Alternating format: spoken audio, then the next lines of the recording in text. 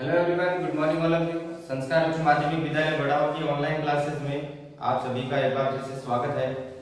विद्यार्थियों, आज आप 11th बायोलॉजी के बारे में जानकारी लेंगे। मैं राकेश सैनी आपको बायोलॉजी पढ़ाऊंगा। तो विद्यार्थियों, बायोलॉजी पढ़ने से पहले हम थोड़ा सा बायोलॉजी से इंट्रोड्यूस होते हैं, बायोलॉजी को थोड़ा सा समझने का प्रयास करते हैं।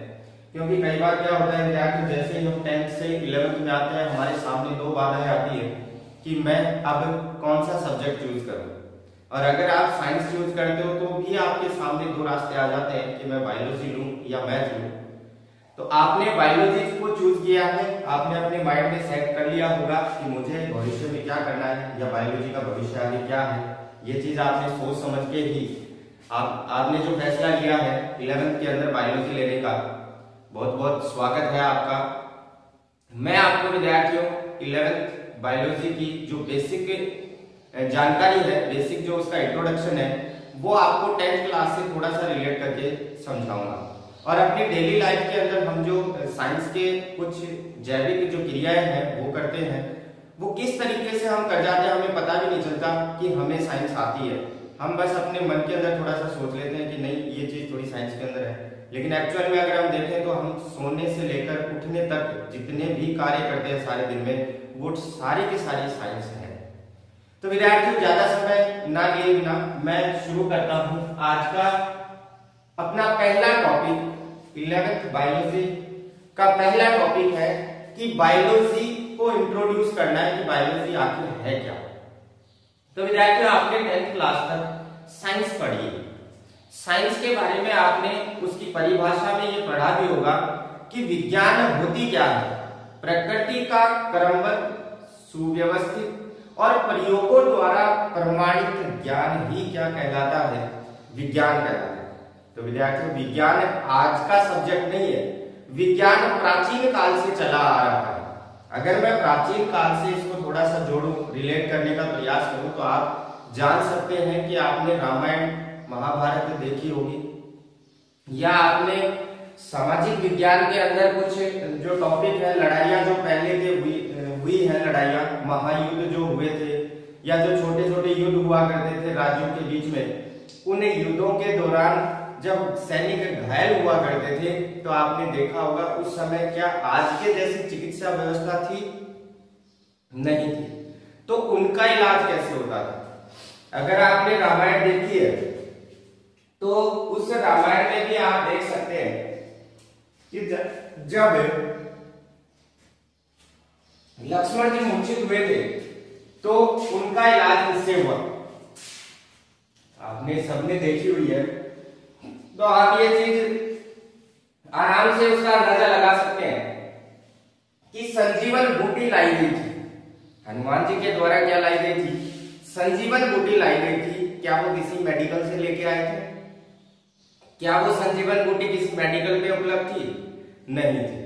हिमालय पर्वत से लेके आए थे, और वो एक पादप था जिससे फिर महर्षि, पुराने जो वैद जिनको हम कहते थे, या फिर हम जिनको महर्षि के नाम से जाने जाते हैं, कुछ महर्षि हैं जिनकी हम चर्चा आज इस टॉपिक के अंदर करेंगे भी, जैसे महर्षि सुश्रुत है, महर्षि चरक है।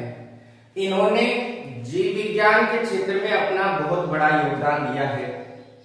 बहुत अच्छी सफलता इन्होंने हासिल की है और बहुत अच्छा ज्ञान जो है वो इन्होंने प्रसारित भी किया है। तो विद्यार्थी, ये रामायण महाभारत की बात मैं इसलिए कर रहा हूं क्योंकि वर्तमान में जो चिकित्सा पद्धति है वो थोड़ी सी मॉडिफाइड चिकित्सा पद्धति है, यानी थोड़ा सा मॉडिफिकेशन हो चुका है। पहले के जमाने में अगर हम अपने परदादाओं की या उनके दादाओं की अगर बात करें तो हम जानते भी नहीं है, लेकिन हम अगर थोड़ा सा इतिहास उठा के देखें तो हमें ये पता चलेगा कि उस समय भी जो लोग थे वो बीमार तो पड़ते थे। उस बीमारी का कोई ना कोई तो इलाज था।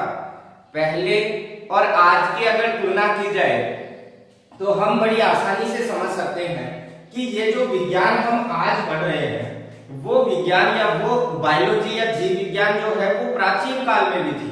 यानी पहले के लोगों को भी इस चीज का ज्ञान था कि कौन सी चीज, कौन सा पादप कौन सी जड़ी बूटी किस रोग में किस तरीके से काम करेगी।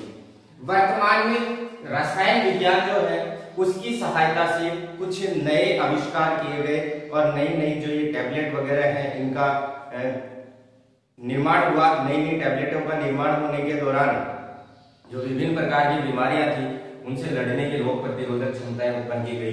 तुरंत आराम वाला जो सिस्टम था वो क्रिएट हो गया था। तो पहले के जमाने में भी विज्ञान थी, आज भी विज्ञान है। फर्क सिर्फ इतना है, पहले की जो विज्ञान थी उसको हम आयुर्वेद के नाम से जान सकते हैं। और आयुर्वेद एक ऐसा विषय है जो कभी भी फ्लॉप नहीं है। यानी पुराने जमाने की जो औषधियां है वो आज भी कारगर है रोगों के ऊपर।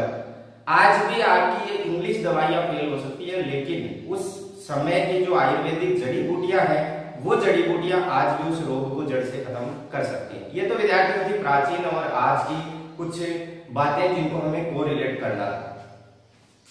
हमें विद्यार्थियों पढ़ना है, आपने 11th क्लास में बायोलॉजी सब्जेक्ट लिया है तो बायोलॉजी का मीनिंग हमें सबसे पहले पता होना चाहिए।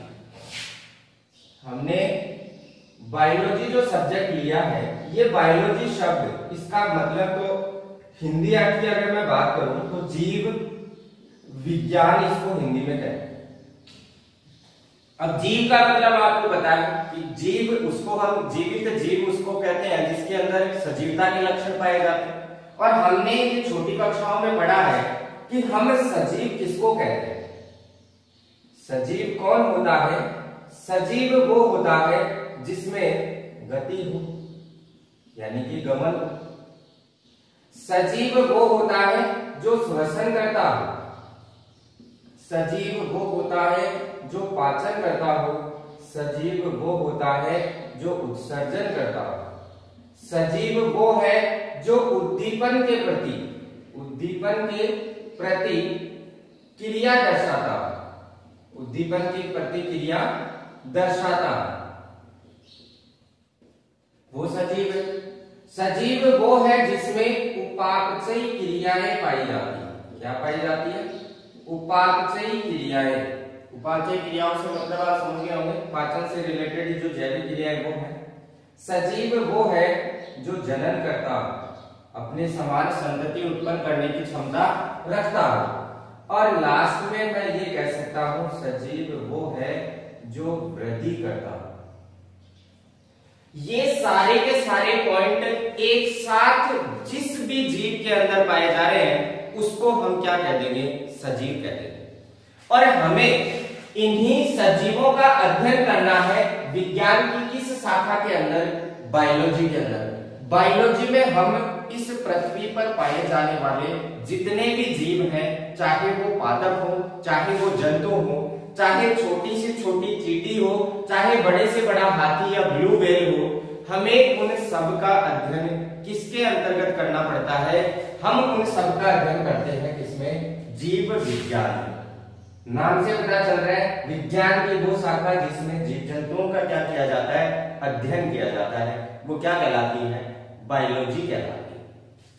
अब यहां अगर मैं इस बायोलॉजी शब्द की बात करूं कि इसकी बायोलॉजी शब्द की उत्पत्ति कैसे हुई, तो विद्यार्थियों इसकी उत्पत्ति की जब हम बात करते हैं, इसकी उत्पत्ति की जब बात आती है तो इसकी उत्पत्ति ग्रीक भाषा के दो शब्दों से हुई। ग्रीक भाषा के दो शब्दों से। और वो दो शब्द कौन से हैं? पहला शब्द है बायोस और दूसरा शब्द है लोगोस। बायोस प्लस लोगोस, ये दो वो ग्रीक भाषा के शब्द हैं जिनसे मिलकर बायोलॉजी नामक जो शब्द है वो बना है। अब ये जो बायोस और लोगोस है, इनका शाब्दिक अर्थ क्या है? इनका शाब्दिक अर्थ हमें पता चलेगा तभी तो हम ये बता सकते हैं कि बायोलॉजी का मतलब क्या है। बायोस का मतलब होता है टू लिव, या हम कह सकते हैं टू लाइफ। और लोगोस का मतलब होता है टू स्टडी। लाइफ या लिव का मतलब हम यहाँ लेंगे जीवन, यहाँ लाइफ भी ले सकते हैं अपन। लाइफ, लाइफ का मतलब जीवन होता है, तो यहां हो गया जीव या जीवन, और टू स्टडी का मतलब क्या हो गया, अध्ययन। बायोलॉजी जो वर्ड है वो दो शब्दों से मिलकर बना था, बायोस प्लस लोगोस, और ये बायोस और लोगोस कौन सी भाषा के शब्द थे, ये दो ग्रीक भाषा के शब्द थे। और इन ग्रीक भाषा के शब्दों का अलग अलग अर्थ क्या होता है, बायोस का मतलब होता है जीव या जीवन, और लोगोस का मतलब होता है अध्ययन करना। तो यहाँ पर जब इन दोनों शब्दों को मिला दिया गया तो हमारे पास शब्द क्या बन गया, बायोलॉजी। हमारे पास शब्द क्या बन गया, बायोलॉजी। तो आप इन दोनों को जोड़ दो, क्या बन जाएगा, जीवों का अध्ययन क्या कहलाता है, या विज्ञान की वो शब्द जिसमें जीवन का अध्ययन, जीवन उसी का तो पाया जाएगा जिसमें जीवन, या जीव जिसके अंदर पाया जाएगा, यानी जो सजीव होगा वही तो अपना जीवन यापन करेगा। तो उस जीव का अध्ययन करना विज्ञान की किस शाखा के अंतर्गत होता है, वो बायोलॉजी के अंतर्गत होता है। अब यहाँ पर हमें बायोलॉजी शब्द का जो अर्थ है वो तो हमें पता चल गया कि बायोलॉजी का मतलब क्या है, जीवों का अध्ययन है।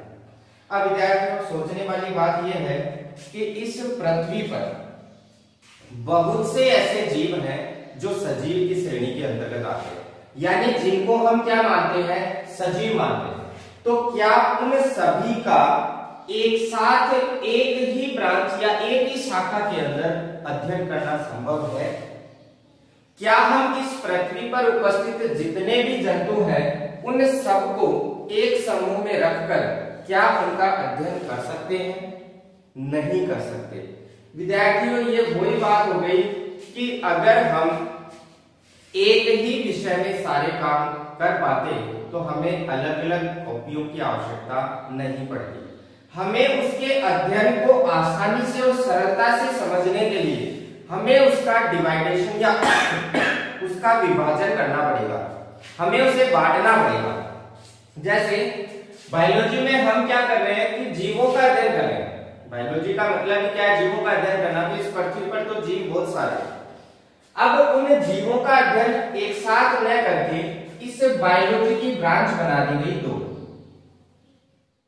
ये जो बायोलॉजी है इस बायोलॉजी की दो ब्रांचें बना दी गई। एक तो बना दिया गया बॉटनी, और एक ब्रांच अपन पढ़ेंगे जूलॉजी। यहां विद्यार्थियों आपको ये क्लियर करना है कि आपने जो बायोलॉजी सब्जेक्ट लिया है वो बायोलॉजी सब्जेक्ट इन दो शाखाओं को धारण किए हुए है। यानी इस बायोलॉजी में आप बॉटनी भी पढ़ेंगे और इसी बायोलॉजी का एक पार्ट है जूलॉजी, जो भी हमें पढ़ने को इसी बायोलॉजी के अंदर मिलेगा। अब यहाँ पर सोचने वाली बात ये कि बॉटनी और जूलॉजी जो दो शाखाएं बायोलॉजी की बना दी गई है, इनमें होता क्या है, इनके अंदर किसका अध्ययन होता है। तो इन्हें समझने के लिए हमें, जैसे हमने बायोलॉजी को समझा था कि बायोलॉजी का मीनिंग क्या होता है, ऐसे ही हम इसको भी समझेंगे। यहाँ इस बोटेन का मीनिंग क्या है। बोटनी जो है वो कौन से दो शब्दों से मिलकर बनी है, यानी मैं इसकी उत्पत्ति की बात कर रहा हूं। किसकी बात कर रहा हूं, उत्पत्ति की। तो यहां भी दो ग्रीक भाषा के शब्द हैं, दो ग्रीक शब्द। वो दो ग्रीक शब्द कौन से हैं, वो दो ग्रीक शब्द हैं बोटेन प्लस लोगोस। बोटेन का मतलब होता है टू हर्ब, और हर्ब का मतलब होता है शाख, और लोगोस का मतलब वही टू स्टडी। मतलब टू हर्ब का मतलब तो हो गया शाख, और या अपन इसको कह सकते हैं पादप, और स्टडी, टू स्टडी का मतलब हो गया अध्ययन करना। तो यहां आप इन दोनों शब्दों को जोड़ सकते हो और इसका अर्थ निकाल सकते हो कि बॉटनी का मतलब क्या हुआ, बॉटनी दो भाषाओं एक ग्रीक भाषा के दो शब्दों से मिलकर बनी हुई है। पहला वर्ड है आपके पास बोटेन और दूसरा वर्ड है आपके पास लोगोस। बोटेन का मतलब होता है टू हर्ब और लोगोस का मतलब होता है टू स्टडी, यानी कि अध्ययन करना। इसका मतलब बॉटनी का शाब्दिक अर्थ क्या हुआ? देखो शाक, शाक का मतलब होता है फसली पादप। जैसे अपन अपने खेत के अंदर जो फसल उगाते हैं वो क्या कहलाती है? फसली पादप है वो फसल, उसको हम क्या कहते हैं? एक फसल तैयार हो जाती है तो एक शाक कह देते हैं अपन उसको। पादप का मतलब आप वनस्पति या पादप समझते हैं, अध्ययन करना होता है। तो बॉटनी के अंदर आप किसका अध्ययन करेंगे? आप पादपों का अध्ययन करेंगे, या मैं कहूं वनस्पति का अध्ययन होगा। वनस्पति अध्ययन ये किसके अंतर्गत होगा? ये तो होगा विद्यार्थियों बॉटनी के अंदर। बॉटनी में हम अध्ययन करेंगे पादप और वनस्पति के बारे में, यानी इस पृथ्वी के ऊपर जितने भी पादप हैं, चाहे आप घास से लेकर बड़े से बड़ा जो कदम का पेड़, चीड़ वृक्ष या रेडवुड वृक्ष जो है उस तक की बात अगर हमें करनी हो तो हम विज्ञान की कौन सी शाखा में या जीव विज्ञान की कौन सी शाखा में करेंगे? बॉटनी के अंतर्गत करेंगे। दूसरी तरफ हम बात करते हैं कि जूलॉजी क्या है। जूलॉजी में हम क्या पढ़ेंगे? तो यहां सबसे पहले हम इसकी भी उत्पत्ति की बात करते हैं। तो इसकी भी उत्पत्ति जो है वो ग्रीक भाषा के दो शब्दों से हुई है। ग्रीक भाषा के दो शब्द, वो दो शब्द कौन कौन से हैं? वो दो शब्द हैं जुयन,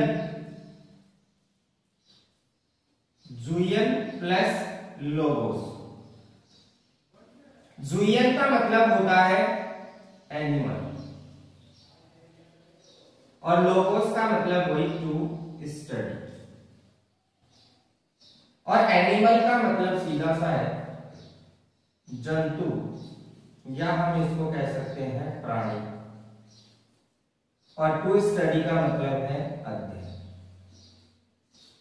इसका मतलब सीधा सा निकल के सामने आ गया कि जूलॉजी में आप किसका अध्ययन करोगे? जंतु या प्राणी का। किसका अध्ययन? जंतु या प्राणी का। तो जूलॉजी में अध्ययन हो जाएगा जंतु या प्राणी। जूलॉजी में किसका अध्ययन करेंगे? जंतु या प्राणी का। अब विद्यार्थियों हमारे पास एक चीज आ गई है कि बायोलॉजी जीव विज्ञान होती है जिसमें इस पृथ्वी पर उपस्थित समस्त जीवों का अध्ययन किया जाता है। और इसी बायोलॉजी के अंदर हम दो शाखाएं पढ़ेंगे, एक पढ़ेंगे बॉटनी, एक पढ़ेंगे जूलॉजी।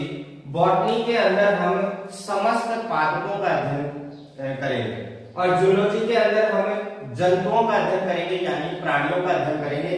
तो यहाँ हमारे पास दो अलग अलग शाखाएं बन चुकी हैं, दो पार्ट बन चुके हैं हमारे पास बायोलॉजी के। एक तरफ पादप विज्ञान हो गई और एक तरफ जंतु विज्ञान हो गई। ये दोनों विषय विद्यार्थियों आपको एक सब्जेक्ट यानी 11th क्लास में जो आप बायोलॉजी आपने दी है, बायोलॉजी की जो बुक आप पढ़ोगे उसमें आपको कुछ बॉटनी के चैप्टर मिलेंगे, कुछ जूलॉजी के चैप्टर मिलेंगे। यानी हम सजीवों का अध्ययन तो करेंगे, बायोलॉजी के अंदर हम जीवों का ही अध्ययन करेंगे, लेकिन पादप भी सजीव है और जंतु भी सजीव है। तो दोनों को अगर हम एक साथ रखते तो हमें थोड़ी सी कठिनाई होती उन दोनों का एक साथ अध्ययन करना। तो वैज्ञानिकों ने क्या किया? पादपों को एक अलग शाखा के अंतर्गत रख दिया जिसमें बॉटनी, जिसका नाम रखा गया और इसमें सारे पादपों का अध्ययन किया गया, और जंतुओं को रख दिया गया जूलॉजी में। ये तो बात हुई विद्यार्थियों कि बायोलॉजी थी क्या, कौन से शब्दों से बनी थी और इसके भाग कौन कौन से थे। अब यहां मैं थोड़ी सी इनके जन्मों की बात कर लेता हूं। यहां अगर मैं बात करूं बायोलॉजी का जनक किसको माना जाता है, तो विद्यार्थियों बायोलॉजी का जनक माना जाता है अरस्तु। किसको माना जाता है? अरस्तु को माना जाता है। अरस्तु ने सबसे पहले बायोलॉजी के बारे में हमें बताया था, बायोलॉजी के बारे में हमें थोड़ा सा समझाया था कि बायोलॉजी है क्या, जीव विज्ञान होती क्या है। इसलिए बायोलॉजी का जनक कौन है? अरस्तु। सेकंड अगर मैं बात करूं जूलॉजी, तो जूलॉजी का जनक भी कौन है? जूलॉजी का जनक कौन है? अरस्तु। इसका भी जनक अरस्तु को माना जाता है। इंग्लिश ध्यान रखें, अरस्तु की इंग्लिश है एरिस्टोल, अरस्तु, एरिस्टोल या एरिस्टोटल। बायोलॉजी और जूलॉजी दोनों का जनक तो कौन है? अरस्तु है। यहां अगर मैं बॉटनी की बात करूं तो इस बॉटनी का जनक कौन है? इस बॉटनी का जनक माना जाता है थियोफ्रिस्टस को, थियोफ्रिस्टस को। बॉटनी का जनक कौन है? थियोफ्रिस्टस है। ये आपको थोड़ा सा ध्यान रखना है। शुरुआती दौर में आपको थोड़ा सा ये लगेगा कि ये नाम उटपटांग से नाम कहां से आ गए, लेकिन जाकर धीरे धीरे आदत हो जाएगी हमें, क्योंकि कोई भी नई चीज है उसको थोड़ा सा सीखने में टाइम लगता है, लेकिन अगर हम कंटिन्यूअसली उसका उपयोग करने लग जाएंगे तो हमें समझ में आ जाएगी है। अब यहाँ पर मैं थोड़ा सा और डिस्कशन करता हूं कि मैंने आपको शुरू में ये बताया कि प्राचीन काल में भी कुछ ऐसे वैज्ञानिक थे जो मतलब विज्ञान के बारे में उन्हें बहुत अच्छा नॉलेज था। आयुर्वेद जो पहले के जमाने की है वो आज भी चला करती है। उस आयुर्वेद से विभिन्न प्रकार के रोगों का निदान किया जा सकता है। तो उस समय के भी कुछ वैज्ञानिक थे, जैसे मैं बात करूं महर्षि चरक थे। महर्षि चरक की अगर बात की जाए तो महर्षि चरक को आयुर्वेद के प्रणेता कहा जाता है। आयुर्वेद का प्रणेता किसको माना गया है? महर्षि चरक। अगर हम सुश्रुत की बात करें तो सुश्रुत ने एक ग्रंथ भी लिखा था, चरक ने भी लिखा था। चरक के द्वारा लिखा गया ग्रंथ कौन सा था? चरक संहिता थी, और उसमें उसने पूरी अपनी जो आयुर्वेद विज्ञान है उसके बारे में हमें पूरा जो डिटेल है वो बता रखी है। महर्षि चरक ने ये बताया था कि मनुष्य के शरीर में 3 प्रकार के दोष होते हैं, वात, पित्त और कफ। अगर वात, पित्त और कफ इन तीनों के अंदर जो शरीर के अंदर वात, पित्त और कफ है, अगर इन तीनों में असामंजस्य हो जाए या इनका संतुलन अगर बिगड़ जाए तो शरीर रोगीला हो जाता है।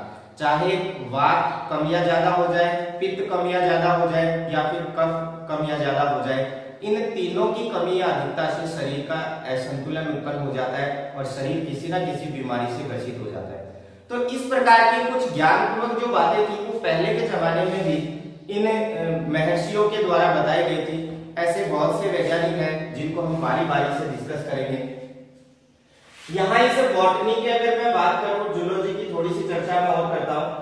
इस बॉटनी के अंदर जितने भी पादप है, अब देखो, कोष कोष पे बदले पानी, 4 कोष पे बदले वाणी, ये चीज लागू होती है कि हम थोड़ा सा अगर किसी दूसरे एरिया के अंदर जाते हैं तो वहां के पानी का स्वाद और वहां की जो भाषा है, लैंग्वेज है, वो भी बदल जाती है।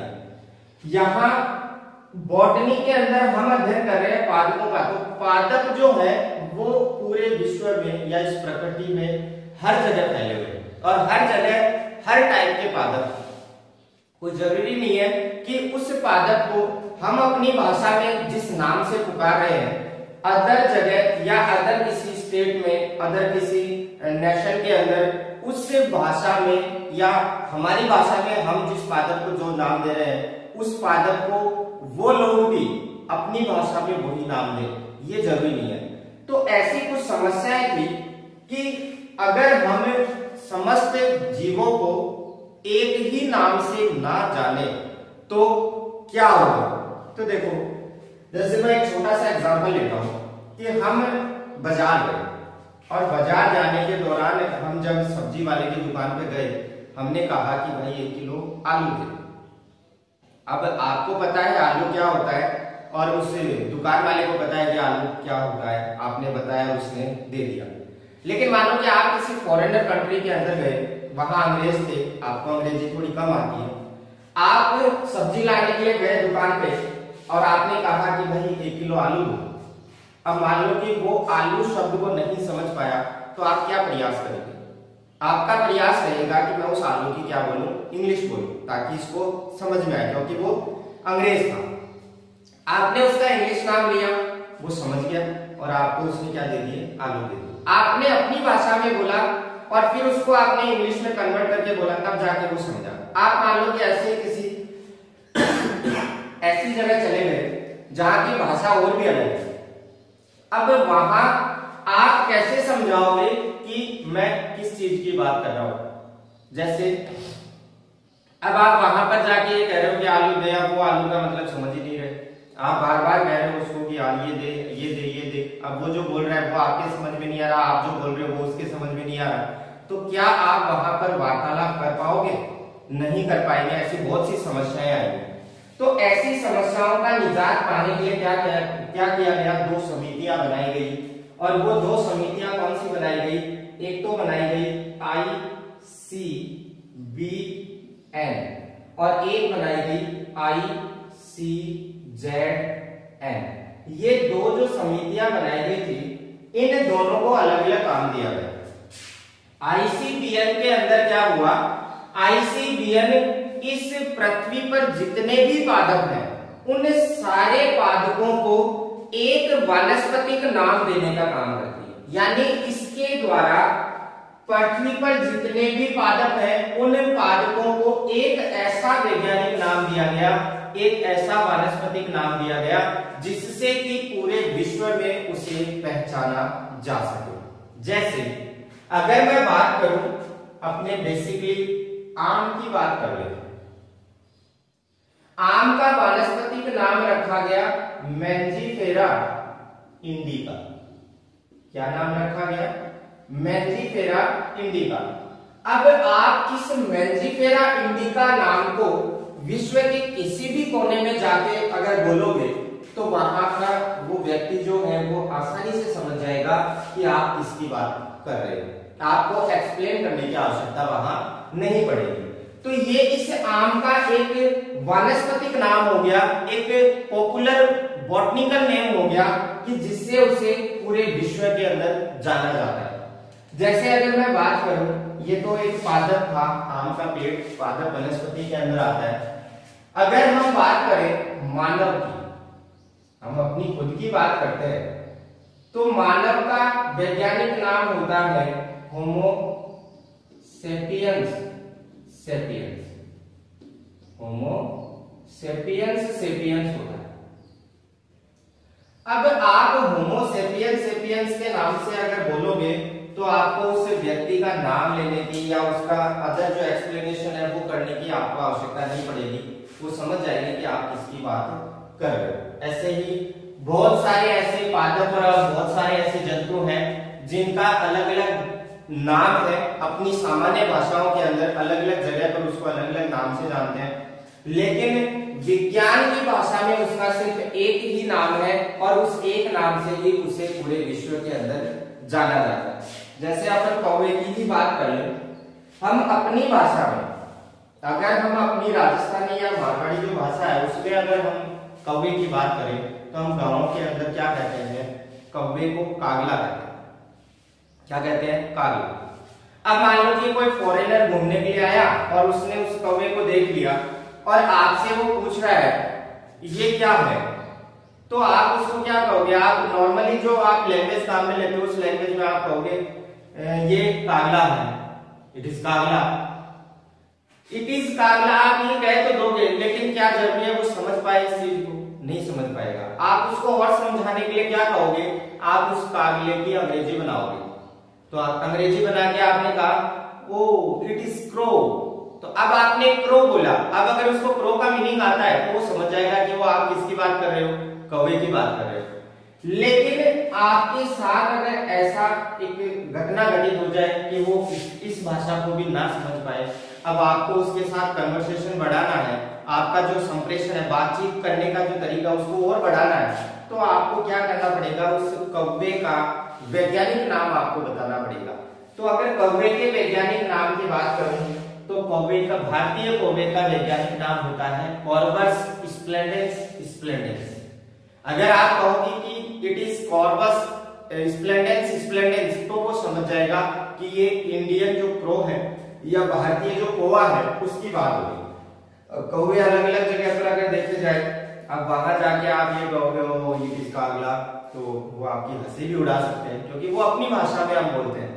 वहां पर आप उसको या तो इंग्लिश लैंग्वेज में काम में लो या फिर उसका जो एक नेम है, साइंटिफिक जो उसका नाम है, आप उस भाषा में उसका नाम लेकर उसके साथ कन्वर्सेशन बढ़ा सकते हैं। तो इसी प्रकार के विद्यार्थियों बहुत से ऐसे नाम आएंगे। जैसे मेंढक की बात करूं तो राना टिग्रीना होता है मेंढक का साइंटिफिक नेम। सांप की किंग कोबरा की अगर बात की जाए तो नाजा नाजा होता है। ऐसे बहुत से नाम हैं जो हम धीरे धीरे एक एक करके सारे नाम हमारे सामने आ जाएंगे, हम उनका अध्ययन भी करेंगे। बहुत ही रोमांचक तरीके से हम बायोलॉजी जो है उसकी स्टडी करने जा रहे हैं। शुरुआत आज से हमने कर दी है, तो विद्यार्थियों कंटिन्यूअसली आप वीडियो के साथ बने रहिए और इसी तरीके की आकर्षक जो चीजें हैं मैं आपके सामने रिप्रेजेंट करता रहूंगा। तो विद्यार्थियों आज की वीडियो में बस इतना ही, थोड़ा सा बेसिक इंट्रोडक्शन बायोलॉजी के बारे में। उम्मीद करता हूँ आपको ये समझ में आई होगी। अगर कोई डाउट हो तो विद्यार्थी आप बेझिझक बिना डरे कमेंट बॉक्स में जाके कमेंट कर सकते हैं। मैं आपकी हर समस्या का समाधान करने के लिए हमेशा तत्पर रहूंगा। तब तक के लिए विद्यार्थियों धन्यवाद। मिलते हैं नई वीडियो के साथ नए दिन में। घर पे रहें, सुरक्षित रहें।